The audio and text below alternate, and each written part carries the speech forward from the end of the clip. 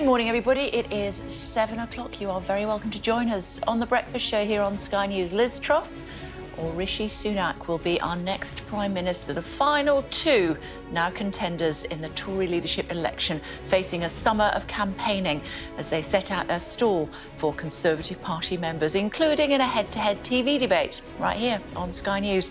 While the former Chancellor has been the front-runner throughout the contest so far, it's the Foreign Secretary, Liz Truss, who's now the bookies' favourite. This morning, the gloves are off.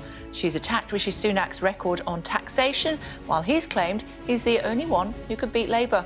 We'll hear shortly from the Tory peer, Lord Hayward, and also Rishi Sunak's supporter, Theresa Villiers. And we'll also find out what Labour make of it all when the Shadow Justice Secretary, Steve Reid, joins us here on the programme. It's Thursday, the 21st of July, and then there were two. Liz Truss and Rishi Sunak go head-to-head in the race for number 10. What I believe is that lowering taxes, opening up opportunities is going to help us deliver the economic growth that Britain needs. We've got to beat Starmer, we've got to beat Labour, we've got to do something we've never done before, and that's win a fifth general election. We can do it. I'm the person to do it for us, and that's the message we've got to get out to our members. I'm in Wellington, where fire crews are still trying to assess the damage from Tuesday's fire and determine what caused it.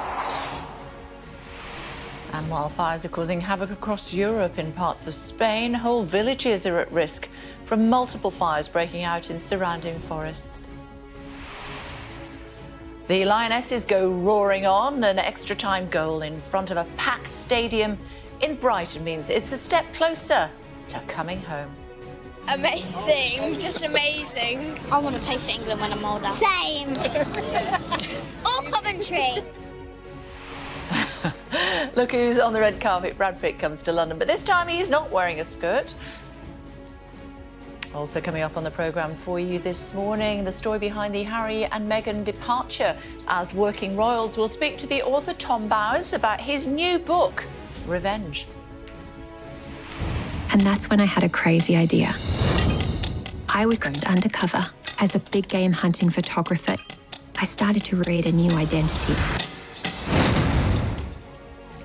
Exposing the brutal truth about trophy hunters, we'll talk to film director Rogue Rubin, who risked her own life to tell the story of the people who want to shoot Africa's lions.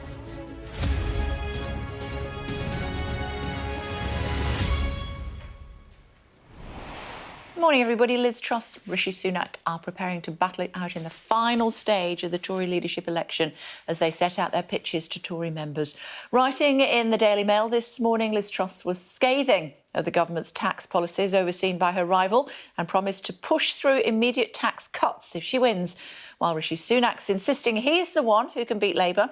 Over the next 6 weeks, they'll be campaigning hard as they vie for party members' votes, including in a head-to-head debate in a couple of weeks, right here on Sky News. So what do we know about it? Let's bring in, straight off the bat, Tamara. Hi, morning. Morning, Kay. Tell us about the debate, first of all. Well, first of all, we've got our head-to-head debate next Thursday, the 4th of August on Sky News, and we will have a live studio audience putting the questions to the two people who want to enter number 10, and they will replace Boris Johnson, one of them, on the 5th of September.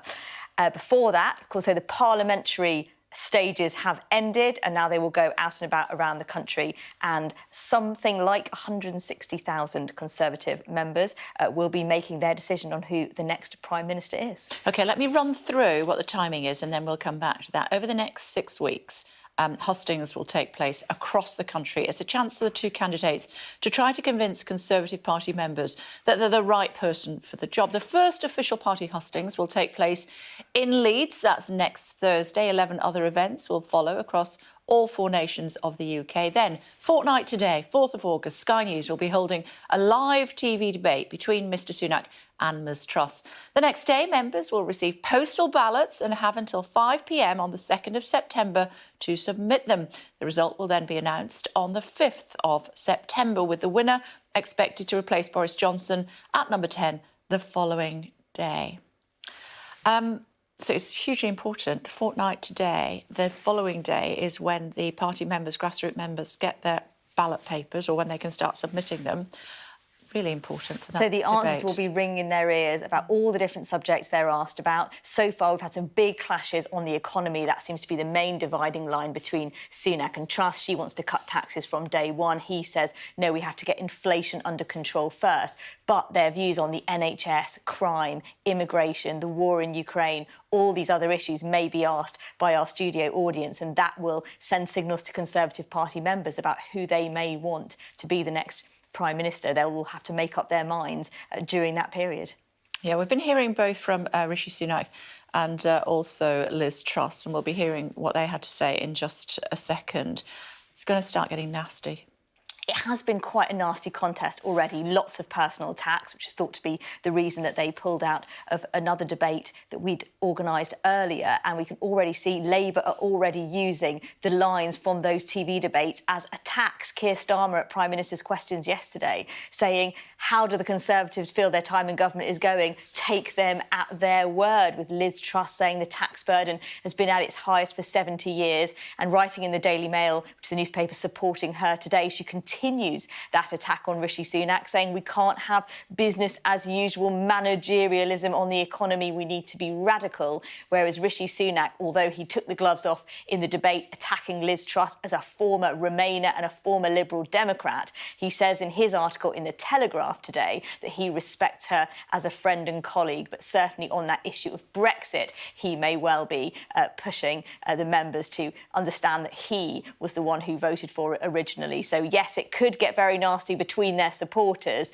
but who is going to take the crown? It was 4 o'clock yesterday afternoon when we found out that Penny Mordaunt was out of the contest. She'd run a good race, but her time as trying to be the next Prime Minister of this country is over. This is what the other two said.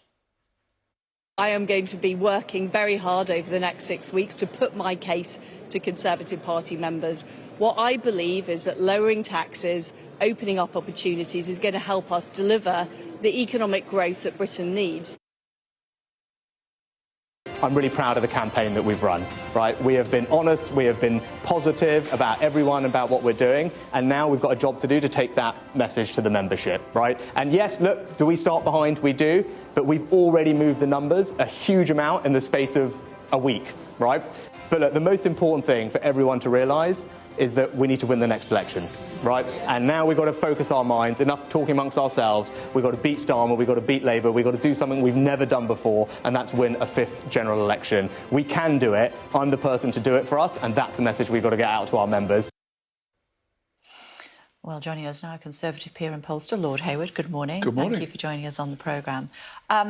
Labour want Liz Truss to win. Why is that? From the conversations I've had with Labour peers and 1 or 2 Labour MPs, the frank conversations, they're not trying to kind of manoeuvre a double bluff or something.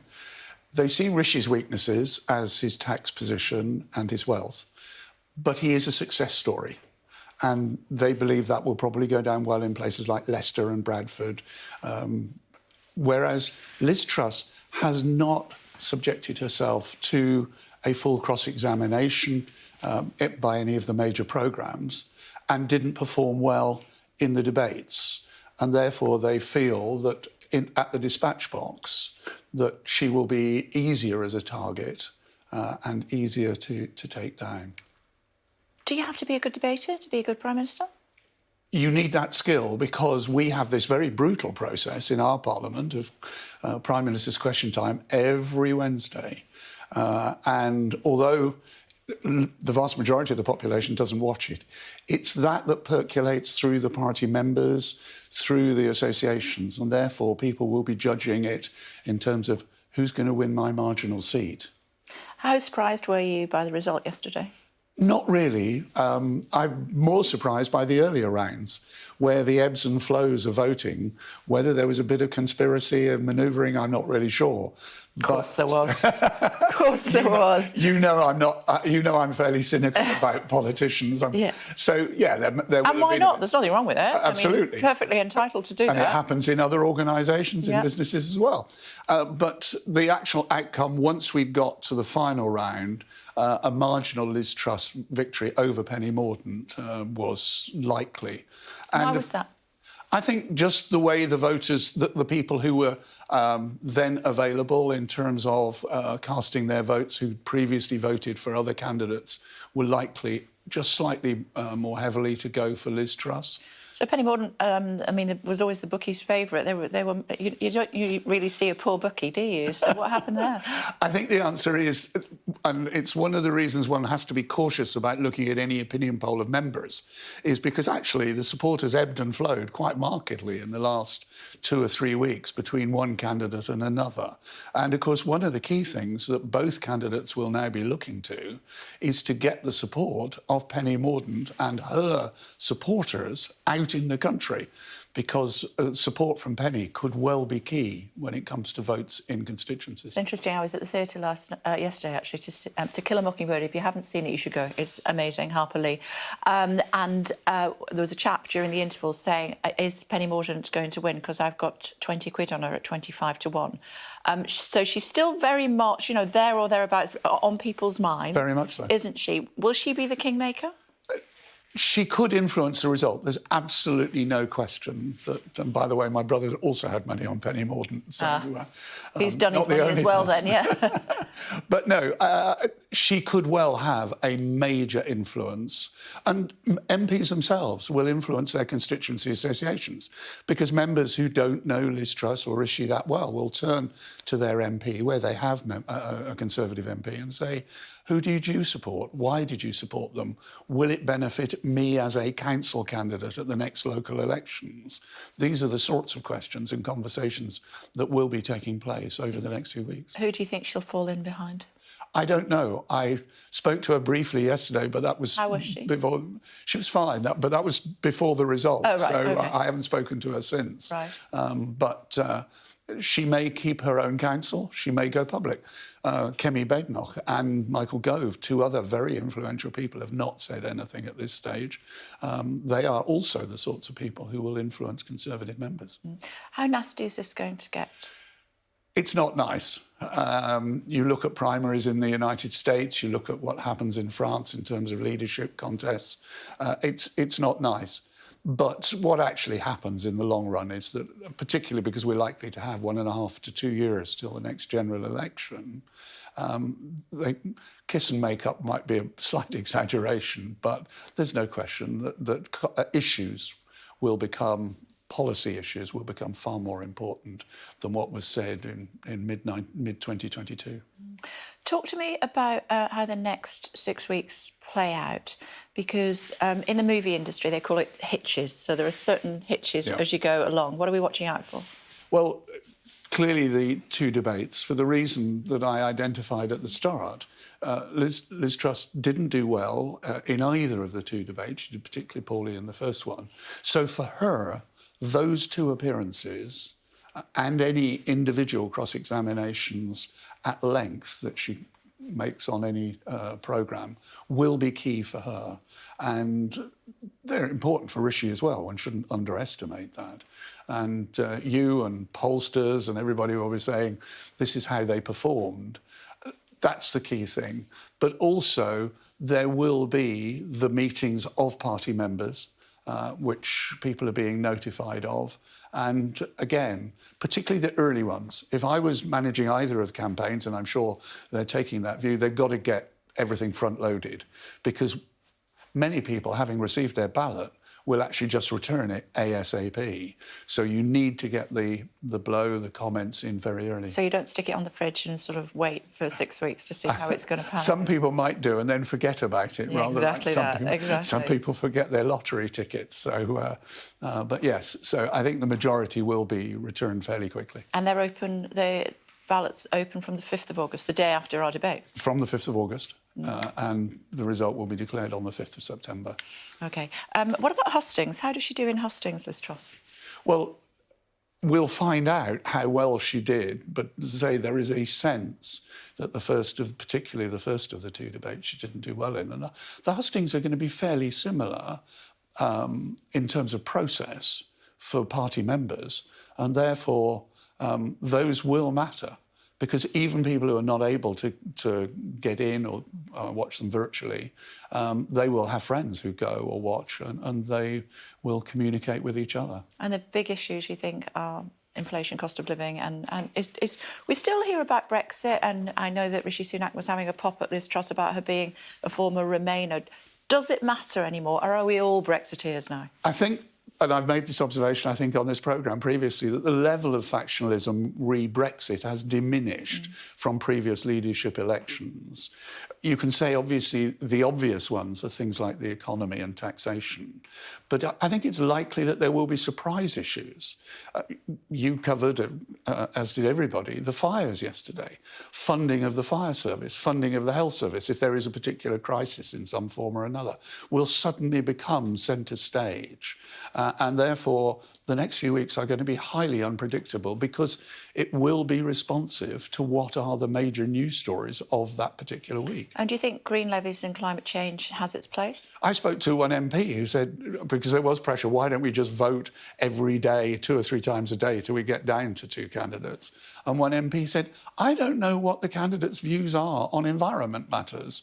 So there were a number of MPs who were advocating that they should have, which they did have, internal hustings, to cover the issues which are important to large sections of the population. What are the polls telling you, internal polls telling you, as far as these 2 candidates are concerned? At the moment, there's no question. Liz Truss is in the lead. YouGov, respected and long-term pollster. But even those polls from the different companies have fluctuated quite dramatically. As you said, Penny was favourite only a few days ago to win.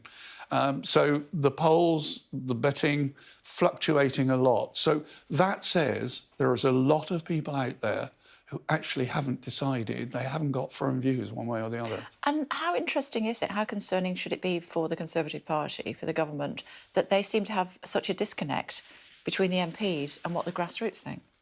I'm not sure whether there is that disconnect. I think there is a fluctuation. The MPs were desperate to get Rishi Sunak through, whereas it seems grassroots are not at all. Well, we've got one poll on one day, but there are other polls that have shown fluctuations over the last 2 or 3 weeks. So, as I said just now, don't take one poll as a clear indication of where they've been set. Previous elections, leadership elections, have been very much more clear. It's been set on a certain course, and that's where it's gone to. It went out to the members between Boris and Jeremy, but we knew that Boris was going to win.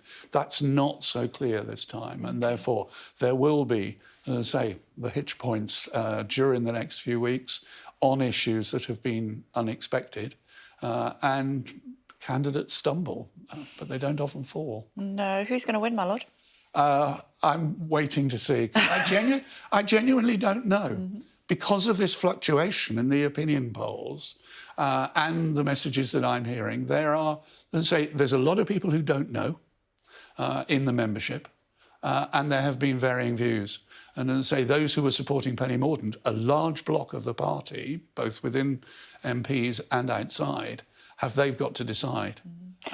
And that's why debates are so important. They are. OK, it's great to see you, my lord. Thank you for coming in, as always. Thank you. Cheers. Thank you. Just a reminder, in 2 weeks' time, we'll see those 2 candidates go head-to-head here on Sky News. We'll have that live televised debate as the pair continue with their campaigns to become the next leader of the Conservative Party and the country's next Prime Minister. I'm going to be hosting that debate for you on Thursday, the 4th of August, which is 2 weeks today, and that's at 8 p.m. with a studio audience live here on Sky News. I know that you're not going to want to miss that one. Looking at the papers, the Eye reporting Liz Truss is the new favourite to become Prime Minister, with the Foreign Secretary ahead in polls of Conservative Party members. In the Mail, Liz Truss vows to hold an emergency budget to cut taxes and stand up to those who have talking down our country, history and values. Advantage Truss in the race to be PM is the Telegraph's headline, as Rishi Sunak writes in the paper that he respects his opponent and recognises the need for tax cuts. But the Times leads on suggestions from the former Chancellor that the Conservatives will lose power unless he is elected. The Guardian says the Tory party is braced for a blue-on-blue dogfight as the 6 weeks of hustings kick off today.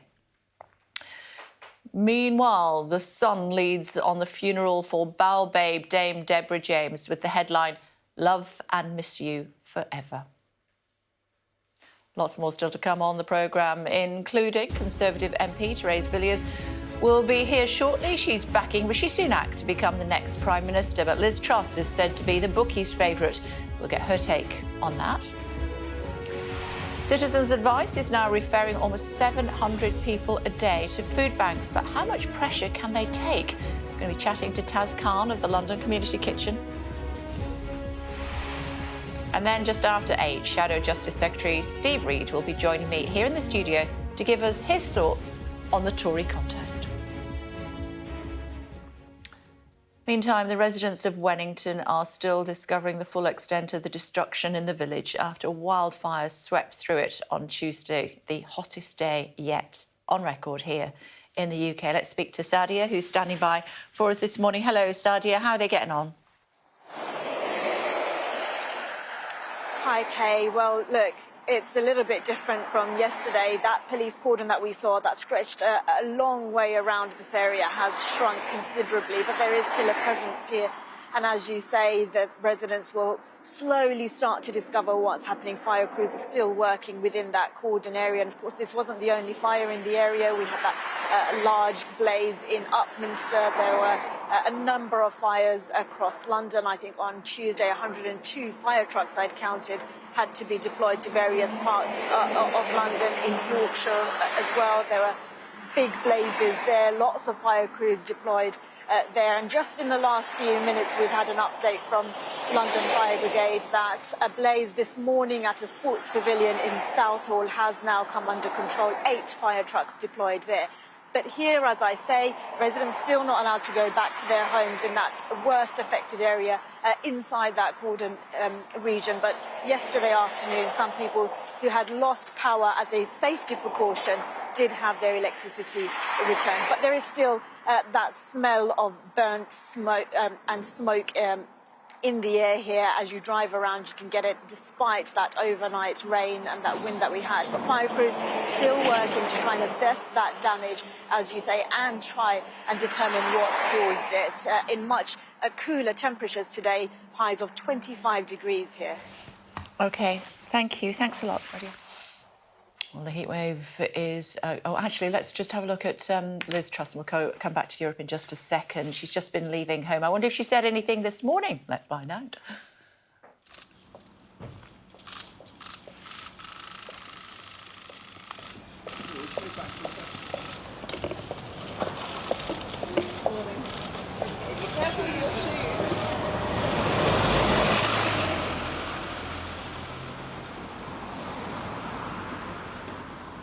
OK, no is the answer. Maybe Rishi Sunak will tell us something a bit later on. I think we're probably seeing what he has to say this morning. As well, these 6 weeks of hustings begin now. We'll know who our next Prime Minister is by the 5th of September. Meantime, the heat is certainly on, not only here in the UK, but also across Europe, as I was saying. Let's have a look at this. One of the worst affected countries is Spain. There, the wildfires are continuing to burn, including across the still smouldering mountains in Galicia to the northwest of the country. From there, our climate change and energy correspondent Hannah Thomas-Peter reports. It's hard going for the fire crews in the mountains of Galicia in northwestern Spain. Wildfires are popping up everywhere. We find a team that's scrambling to stop this one moving any closer to the village just below. It just sparked, Helva Fernandez tells me. It crossed on the wind from a different fire and reached over here. These blazes are burning quickly through the drought-parched forest, worrying for the firefighters who live in the places they are trying to protect. We're being moved. Okay. As the flames push us back, volunteer Carlos Prada explains one of the central challenges of tackling fires here. The real problem, he says, is there's no place to put the firefighting machinery. That's the real problem. The terrain is utterly unforgiving. Some fires can't even be reached. It's a huge effort just to move up and down the rocky slopes. They're using diggers to push brush and plants and dry twigs and logs out of the way to try and create a fire break. The firefighters have let us come up the hill to watch them finish up. They've just put out a fire just to see how dangerous it is, how hot and dry it is, and how once they put out one set of flames, another lot pops up. District Fire Chief Lorena Fernandez knows that if communities want to remain here, things have to change. The administration has to invest, she says. The forests have to be more carefully managed and the land kept clear around these mountains. But in the nearby province of Zamora, where the blackened forests run for miles, another fire chief is contemplating a different problem. Do you think fire season is getting worse as climate change makes the planet hotter? Of course, there's no doubt about that. I have been working for 22 years and we have never been seen that condition on the fire, never. It's completely new for us. Tens of thousands of acres burned, thousands of people evacuated, deaths, injuries, and the fires are still burning. This nation paying a high price as our world heats up. Hannah Thomas-Peter, Sky News in Galicia in Spain. Looking at some of today's other headlines for you now, and some of the biggest UK retailers will offer new deals to help families struggling with soaring prices over the summer holidays. Businesses including Asda and Amazon have agreed to slash some costs as part of the government's Help for Households campaign. An inquiry into the handling of the COVID-19 pandemic by the government will be launched today. Baroness Heather Hallett will chair the inquiry, which will cover the UK's response to and the impact of the pandemic. Meanwhile, the Nord Stream pipeline, which brings natural gas from Russia into Germany, has reopened this morning. The pipeline is expected to operate at around 30% capacity, but President Putin has warned it could be reduced. European Commission President Ursula von der Leyen accused Russia of blackmailing the EU. And Russia's threatening to expand its military operation in Ukraine even further if the West continues to send long-range weapons. The Foreign Minister Sergei Lavrov said Russia's ambition now stretch beyond Ukraine's eastern territories. Holiday plans for thousands of people may be in jeopardy because more than 500,000 passports were still waiting to be processed at the end of June. The Passport Office has warned that the delays could continue over the summer and may not improve before the end of the year. And the union Unite has suspended the strike at London's Heathrow Airport, which was due to begin today. It follows an improved pay offer from the company. Here's a question for you on a Thursday morning. What do you do if you discover a bear on your balcony? I know, happens a lot. Let's take a look. Here we go. Get down from there, right now. Go, go, go, go. You get down from my porch, right now. Go, go. What do you think you're doing on my porch? You get down. Go. And don't come back either. Former teacher Debbie Tomlinson from North Carolina was not having any of it when a bear climbed onto the porch of her holiday home and tried to steal her bird feeders. She used what she calls her teacher voice to encourage the naughty creature to leave her property. I use my teacher voice sometimes too. Quick look, I know it's a surprise. Looking at the weather. Warm memories wherever you go. The weather, sponsored by Qatar Airways. Cooler, more unsettled, mainly dry today, mostly fine and mild now, but the southeast has a few showers, while central England is cloudy with a little patchy light rain.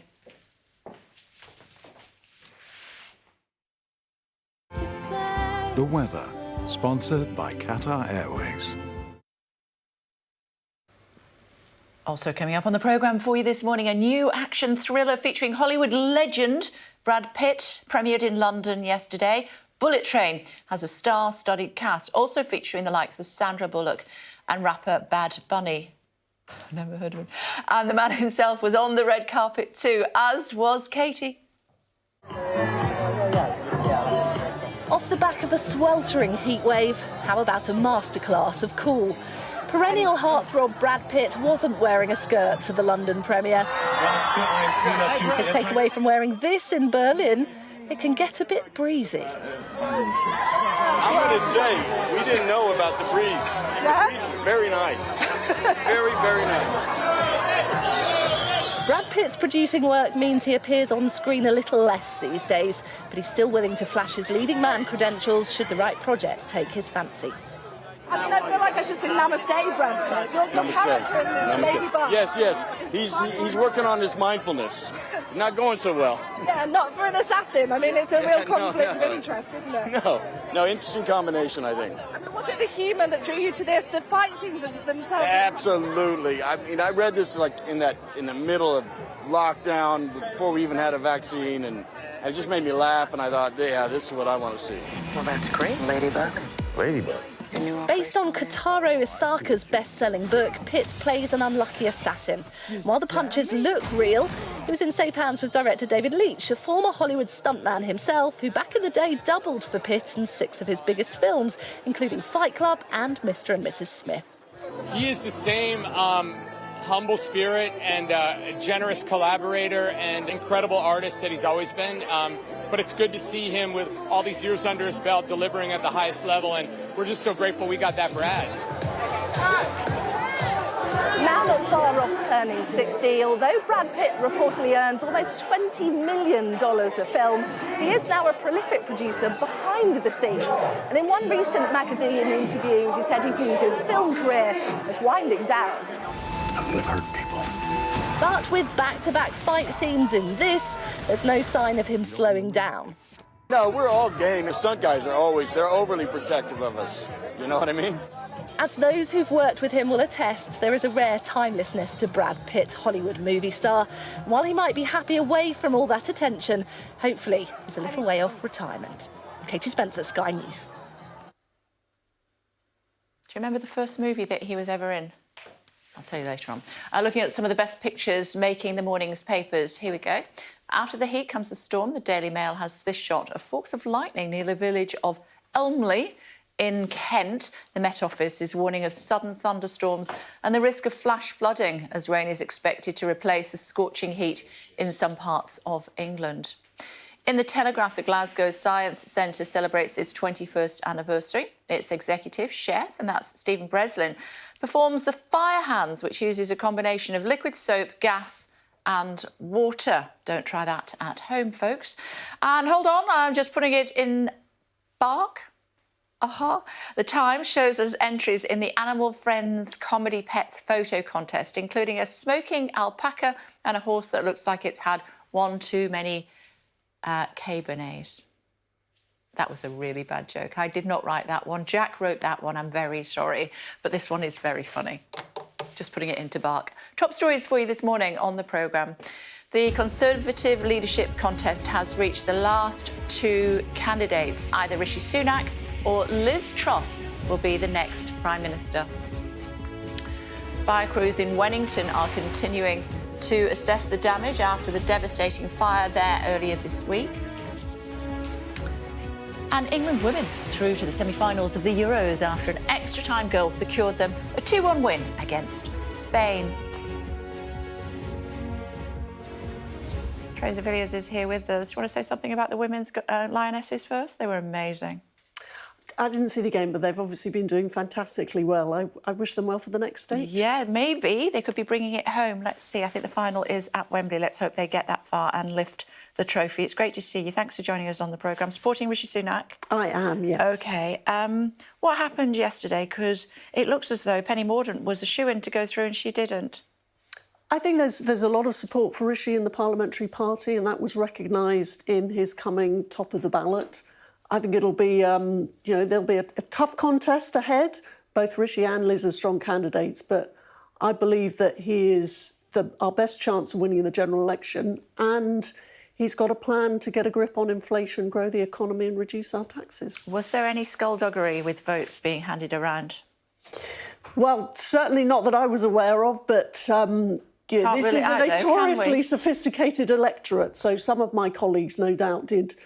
Probably different MPs voted tactically, but the Rishi campaign was strongly encouraging all its supporters to vote for Rishi We weren't engaging in these tactical voting games. Because Penny Mordaunt, of course, would have been, some say, a more formidable challenger than Liz Truss. Do you agree? Both Penny and Liz have great qualities. I mean, we had some fantastic candidates in the MP rounds. Now it's down to the membership to pick the person who's going to win us a general election. Are you going to tell your candidates to stop tearing lumps out of each other? I absolutely want a positive contest. And some of the hustings comments were, you know, it's always difficult when you've got people within the same party competing against one another. But I know Rishi wants to make a positive case about what he's going to do to get us through what are going to be very difficult economic times. Do you think he regrets the comment that he made on the ITV debate about which he regrets more, being a Remainer or being a Lib Dem? I mean, that wasn't the greatest moment of his wasn't it? campaign. I probably regret that. I'm not sure that was the right thing to do. But the important thing is who is going to be the person to get us through this inflation crisis. And I think Rishi has demonstrated he's got the track record and he's got the plan to do that. But he wants to certainly not decrease taxes for now. How will that go down with the party faithful? I hope they'll recognise that actually, you know, both the two candidates want to reduce taxes, but Rishi is the one who recognises that because of the inflation crisis that we face, because of COVID debt, we need a degree of caution. He's determined to get our taxes down, but only once inflation is beaten first. But if somebody's offering jam today, it's very difficult, especially in a cost of living crisis, to think, oh, actually, I won't vote for that. Our members, I think, recognise that Thatcherism is about sound money as well as low taxes. Mrs Thatcher, her prime focus when she first arrived as Prime Minister was fixing the public finances and getting inflation under control and grappling with economic problems before she started cutting taxes in a big way. Why is there such a disconnect between MPs, Conservative MPs and Conservative grassroots voters? Because it looks as though, you know, he's obviously very popular, your candidate, with MPs. He won the ballot easily. But when it comes to Tory grassroots voters, who will decide who is the next Prime Minister, he's not quite as popular. Why is that? Well, to be honest, we don't know what the membership think. Polling Conservative Party members is a notoriously difficult thing to do. You know, politicians always say this, and it's a bit like, and somebody said to me, a pollster said to me yesterday, the day before, it's a bit like actors saying they never read reviews. Of course you take notice of the polls. I very much hope members will be impressed by Rishi's three-point plan to get us through these difficult economic times. We need someone who's demonstrated that he can have a grip on the government, that he can deliver, you know, the policies we need to win us a general election. I believe that he will get our taxes down, but he wants to do it in a responsible way. Yeah, the problem is him being a Judas, according to some, with the Prime Minister, is not going to serve him well. Prime Minister having a pop at him yesterday from the dispatch box. Well, I don't believe in that kind of characterisation at all. I think that's really unfair. It's obviously been very damaging to the Conservative Party as a whole, the circumstances that led to a resignation of a Prime Minister. These events are deeply traumatic, but now we need a fresh start. We need to elect a new leader and then unite behind that new leader. Do you think that when the Prime Minister yesterday was saying what he was saying about don't always take the advice of the Treasury, he was particularly indirectly referring to your guy? You'll have to ask Boris and his team that. But, yeah, it is important for any minister in a department to challenge the orthodoxy of their civil servants. I'm sure Rishi was able to do that in his time. And I'm sure if he does become our Prime Minister, he will be taking forward those ideas in the manifesto on which we're all elected. And he'd be prepared to challenge the civil servants to make sure that they deliver on those promises that we made to the electorate at the general election. What did you make of Labour not standing up for the Prime Minister yesterday? I'm sorry, I didn't quite catch that. Labour not standing up for the Prime Minister to applaud him on his last Prime Minister's questions yesterday. What did you think of that? Well, I think it would have been courteous for everyone to have taken part in that applause, because as an outgoing Prime Minister, that's a huge occasion, and I believe that Boris has delivered a huge amount for this country, not least getting Brexit done and also guiding us through the worst health emergency for 100 years with one of the most successful vaccine programmes in the world. So I think that deserved recognition and applause. Theresa May didn't. Well, that's a matter for her. I mean, if you have questions about that, that's there to be directed at her. A bit churlish?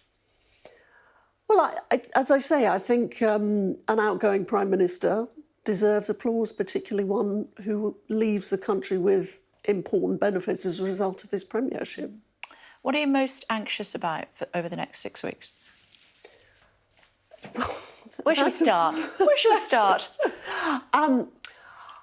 I think anything can happen in this membership vote, but I know that Rishi and his team are going to be working incredibly hard to convince the members on this, and he'll be bringing forward fresh ideas on how we fix the economy, in particular how we get business investing, how we improve our skills training so we invest in making us a more productive economy, because that's ultimately the thing that's going to raise living standards and get us through this inflation crisis. And what are you most looking forward to, apart from obviously hoping that your candidate wins on the 5th of September? Is it the debate a fortnight today?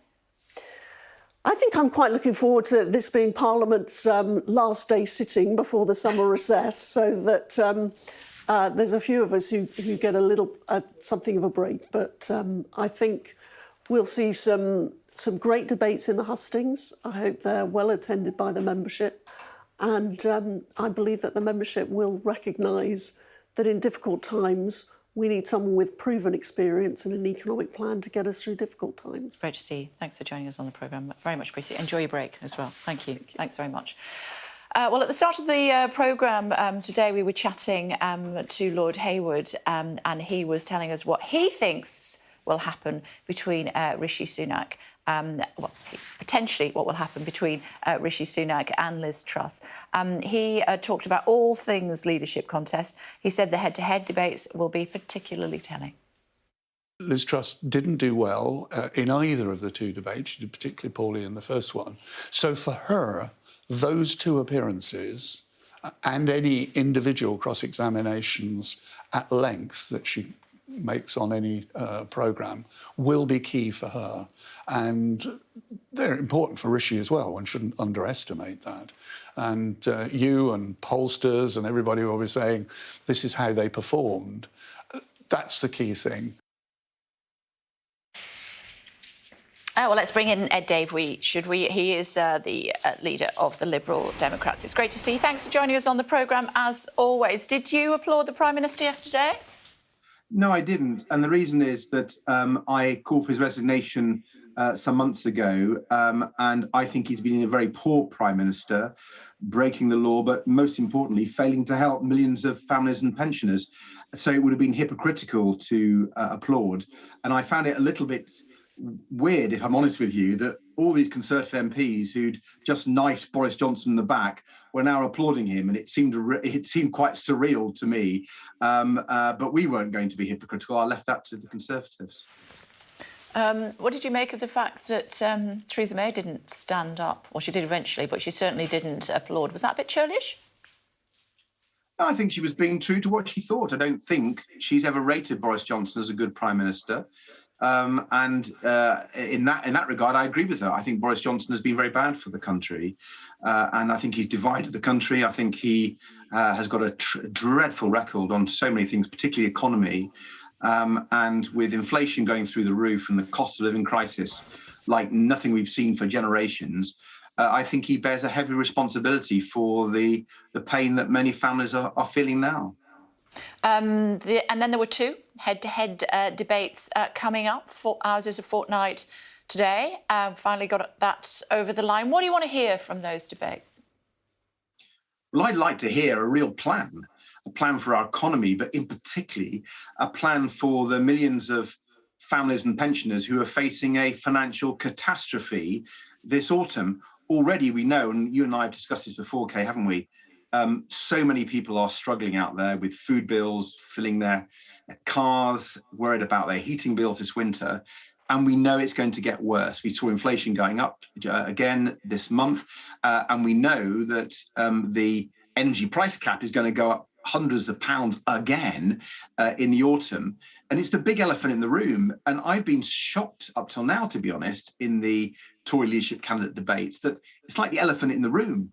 There's this huge iceberg coming to hit people, this catastrophe just over the horizon.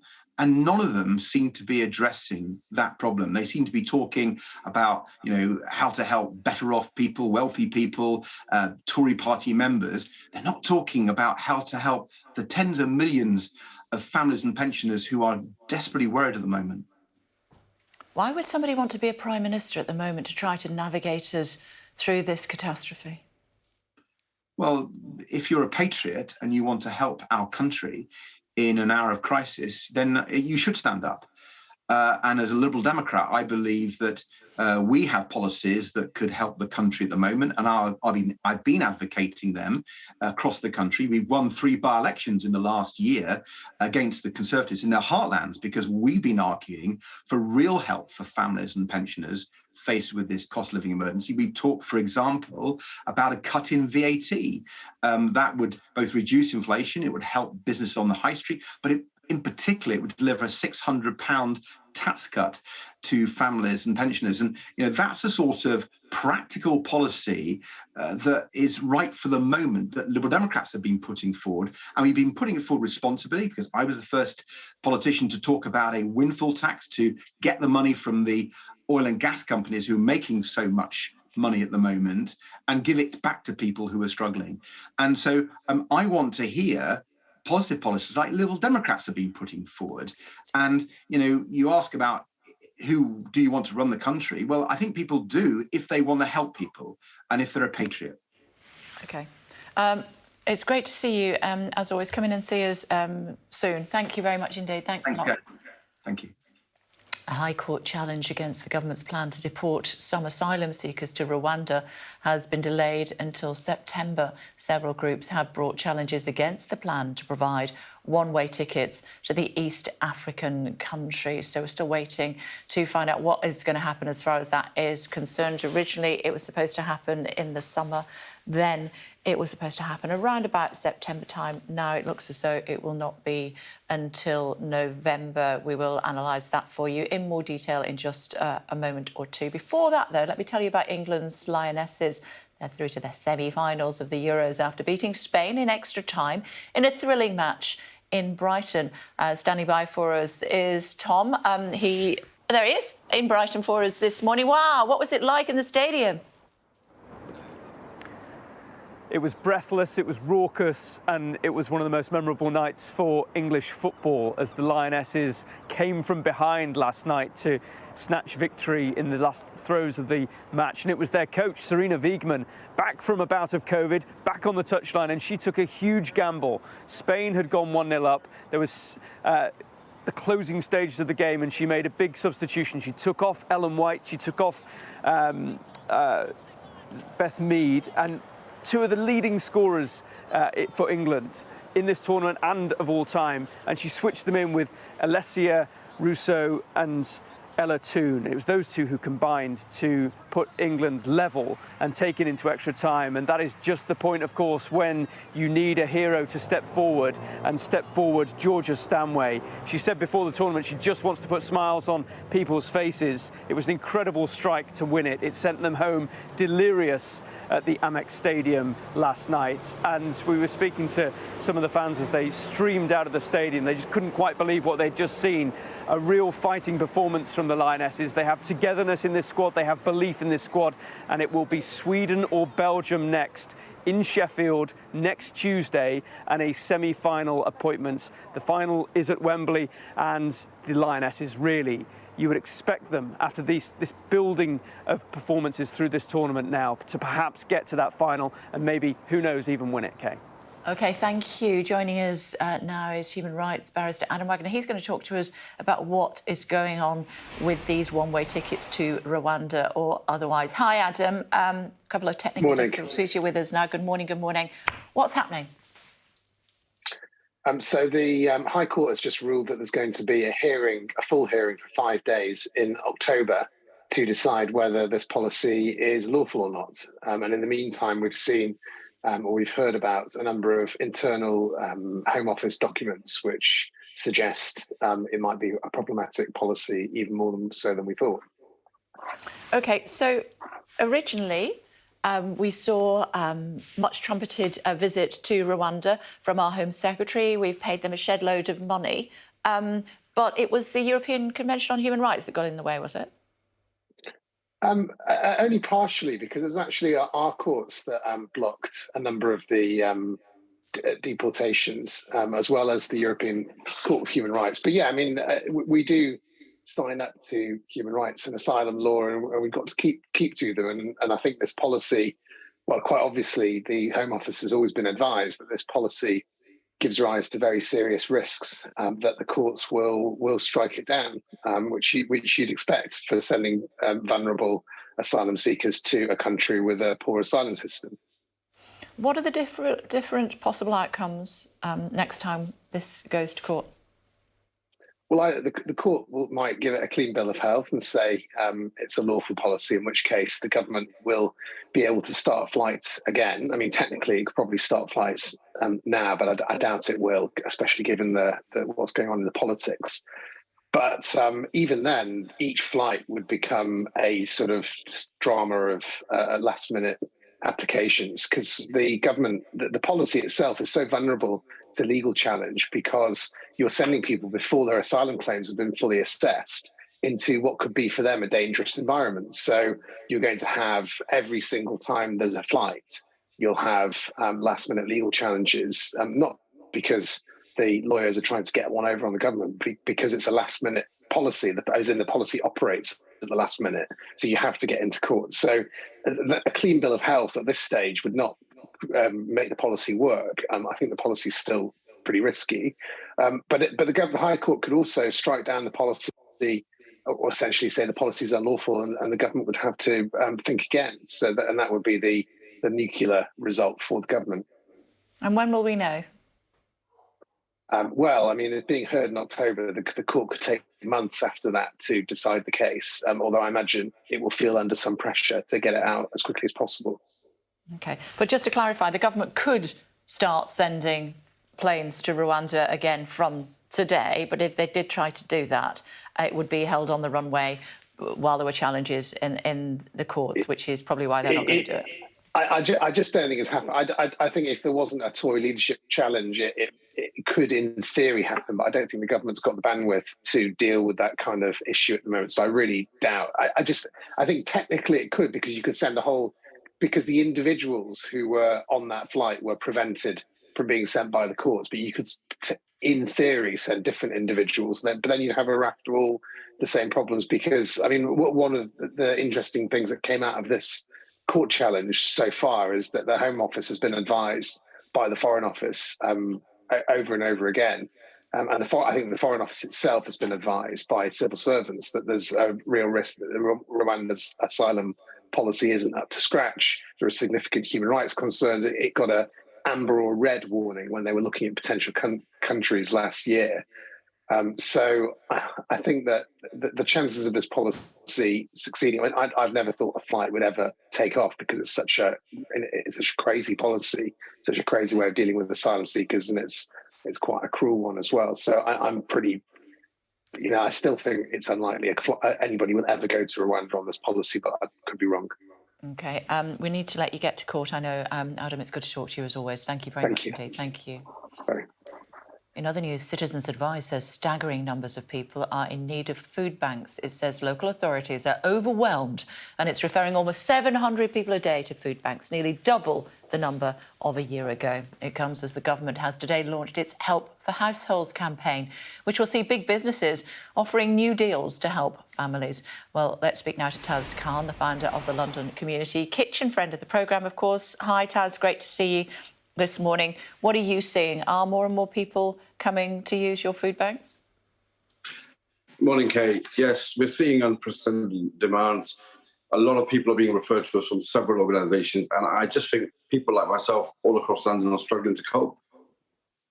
And what are you doing about donations? Are they still coming in, or are they starting to dry up?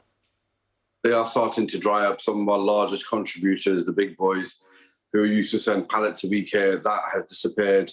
The food chain itself is seeing a shortage nationally, and we're seeing the impact of that. So what are you doing? How are you still able to help? It's just very, very difficult. We're having to go out to farms who can't sell some of their produce. We have to go outside of London. We just have to work extremely, extremely harder to ensure we can support the same kind of people. Yeah, I see that Tesco, Asda, M&S, Morrison's, they're all offering help with kids eating free in their cafes if parents eat there as well. You sort of have that model as well, don't you? You have a cafe there to help people. Yeah, so we have a cafe. It is what it is. It's called the Kind Cafe, open to anyone. People can come and have a free meal for themselves and their children, and even pensioners that are struggling, they can have a free meal. But you know, it's not the solution. It's really worrying times. We were prepared in the pandemic. We knew what we were facing, but this one is just spiraling out of control, and this is beyond what we can do as Londoners. What are people who are potentially watching in North West London this morning and they need your help? They're very welcome just to come to the door. 100%, always.